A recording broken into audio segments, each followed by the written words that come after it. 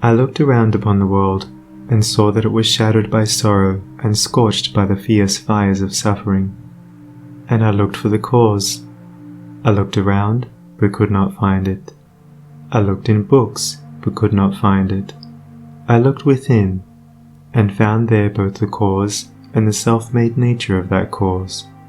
I looked again, and deeper, and found the remedy. I found one law, the law of love, one life, the life of adjustment to that law, one truth, the truth of a conquered mind and a quiet and obedient heart. And I dreamed of writing a book which should help men and women, whether rich or poor, learned or unlearned, worldly or unworldly, to find within themselves the source of all success, all happiness, all accomplishment, all truth. And the dream remained with me, and at last became substantial, and now I send it forth into the world on its mission of healing and blessedness, knowing that it cannot fail to reach the homes and hearts of those who are waiting and ready to receive it. James Allen. Chapter 1. The Lesson of Evil. Unrest and pain and sorrow are the shadows of life. There is no heart in all the world that has not felt the sting of pain. No mind has not been tossed upon the dark waters of trouble. No eye that has not wept the hot blinding tears of unspeakable anguish. There is no household where the great destroyers, disease and death, have not entered, severing heart from heart, and casting over all the dark pall of sorrow. In the strong and apparently indestructible meshes of evil, all are more or less fast caught, and pain, unhappiness, and misfortune wait upon mankind. With the object of escaping, or in some way mitigating this overshadowing gloom, men and women rush blindly into innumerable devices, pathways by which they fondly hope to enter into a happiness which will not pass away. Such are the drunkard and the harlot, who revel in sensual excitements. Such is the exclusive aesthete, who shuts himself out from the sorrows of the world, and surrounds himself with innovating luxuries. Such is he who thirsts for wealth or fame, and subordinates all things to the achievement of that object. And such are they who seek consolidation in the performance of religious rites.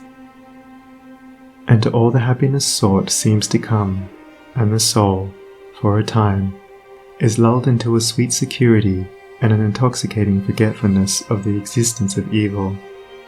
But the day of disease comes at last, or some great sorrow, temptation, or misfortune breaks suddenly in on the unfortified soul, and the fabric of its fancied happiness is torn to shreds. So over the head of every personal joy hangs the Damocletian sword of pain, ready, at any moment, to fall and crush the soul of him who is unprotected by knowledge. The child cries to be a man or woman. The man and woman sigh for the lost felicity of childhood. The poor man chafes under the chains of poverty by which he is bound, and the rich man often lives in fear of poverty, or scours the world in search of an elusive shadow he calls happiness. Sometimes the soul feels that it has found a secure peace and happiness in adopting a certain religion, in embracing an intellectual philosophy, or in building up an intellectual or artistic ideal. But some overpowering temptation proves the religion to be inadequate or insufficient. The theoretical philosophy is found to be a useless prop, or in a moment, the idealistic statue upon which the devotee has for years been laboring is shattered into fragments at his feet. Is there, then, no way of escape from pain and sorrow? Are there no means by which bonds of evil may be broken?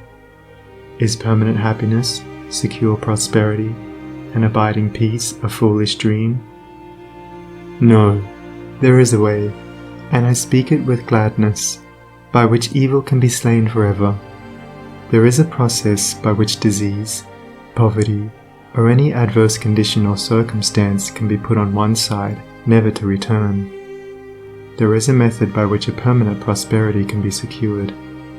free from all fear of the return of adversity, and there is a practice by which unbroken and unending peace and bliss can be partaken of and realized. And the beginning of the way which leads to this glorious realization is the acquirement of a right understanding of the nature of evil. It is not sufficient to deny or ignore evil. It must be understood. It is not enough to pray to God to remove the evil. You must find out why it is there and what lesson it has for you. It is of no avail to fret and fume and chafe at the chains which bind you. You must know why and how you are bound. Therefore, reader, you must get outside yourself, and must begin to examine and understand yourself. You must cease to be a disobedient child in the school of experience, and must begin to learn, with humility and patience, the lessons that are set for your edification and ultimate perfection. For evil, when rightly understood, is found to be not an unlimited power or principle in the universe, but a passing phase of human experience, and it therefore becomes a teacher to those who are willing to learn. Evil is not an abstract something outside yourself. It is an experience in your own heart, and by patiently examining and rectifying your heart, you will be gradually led into the discovery of the origin and nature of evil, which will necessarily be followed by its complete eradication. All evil is corrective and remedial, and is therefore not permanent. It is rooted in ignorance of the true nature and relation of things, and so long as we remain in that state of ignorance, we remain subject to evil. There is no evil in the universe which is not the result of ignorance, and which would not, if we were ready and willing to learn its lesson, lead us to higher wisdom, and then vanish away. But men remain in evil, and it does not pass away, because men are not willing or prepared to learn the lesson which it came to teach them. I knew a child who, every night when its mother took it to bed, cried to be allowed to play with the candle, and one night, when the mother was off guard for a moment, the child took hold of the candle. The inevitable result followed, and the child never wished to play with the candle again. By its one foolish act it learned perfectly the lesson of obedience, and entered into the knowledge that fire burns.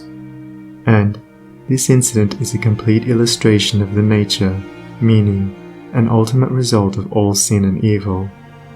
As the child suffered through its own ignorance of the real nature of fire, so older children suffer through their ignorance of the real nature of the things which they weep for and strive after, and which harm them when they are secured. The only difference being that in the latter case, the ignorance and evil are more deeply rooted and obscure.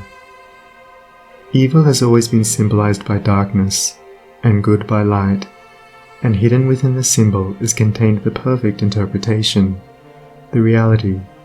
For, just as light always floods the universe, and darkness is only a mere speck or shadow cast by a small body intercepting a few rays of the illimitable light, so the light of the Supreme Good is the positive and life-giving power which floods the universe, and evil, the insignificant shadow cast by the self that intercepts and shuts off the illuminating rays which strive for entrance. When night folds the world in its black impenetrable mantle, no matter how dense the darkness, it covers but the small space of half our little planet, while the whole universe is ablaze with living light, and every soul knows that it will awake in the light in the morning. Know, then, that when the dark night of sorrow, pain, or misfortune settles down upon your soul, and you stumble along with weary and uncertain steps, that you are merely intercepting your own personal desires between yourself and the boundless light of joy and bliss, and the dark shadow that covers you is cast by none and nothing but yourself. And just as the darkness without is but a negative shadow, an unreality which comes from nowhere, goes to nowhere, and has no abiding dwelling place, so the darkness within is equally a negative shadow, passing over the evolving and light-born soul. But, I fancy I hear someone say, Why pass through the darkness of evil at all? Because, by ignorance, you have chosen to do so, and because, by doing so, you may understand both good and evil, and may more appreciate the light by having passed through the darkness. As evil is the direct outcome of ignorance, so, when the lessons of evil are fully learned, ignorance passes away, and wisdom takes its place.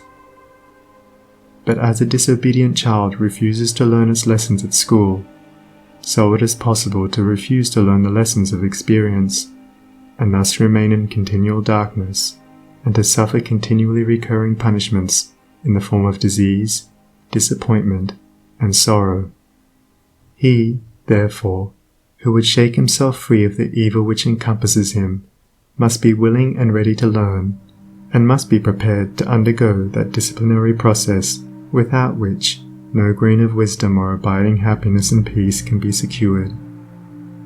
A man may shut himself up in a dark room, and deny that the light exists, but it is everywhere without, and darkness exists only in his own little room.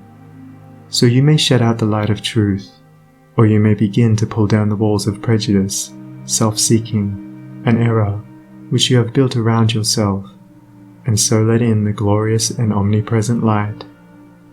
By earnest self-examination, strive to realize, and not merely hold as a theory, that evil is a passing phase, a self-created shadow, that all your pains, sorrows, and misfortunes have come to you by a process of undeviating and absolutely perfect law, have come to you because you deserve and require them, and that by first enduring, and then understanding them, you may be made stronger, wiser, nobler. When you have fully entered into this realization, you will be in a position to mold your own circumstances, to transmute all evil into good, and to weave, with a master hand, the fabric of your destiny. What of the night, O watchman, seest thou yet? The glimmering dawn upon the mountain heights, the golden herald of the light of lights. Are his fair feet upon the hilltop set? Cometh he yet to chase away the gloom, and with it all the demons of the night? Strike yet his darting rays upon thy sight? Hearest thou his voice, the sound of error's doom? The morning cometh, lover of the light. Even now he gilds with gold the mountain's brow. Dimly I see the path whereon even now his shining feet are set toward the night. Darkness shall pass away, and all the things that love the darkness and that hate the light shall disappear forever with the night. Rejoice, for thus the speeding herald sings.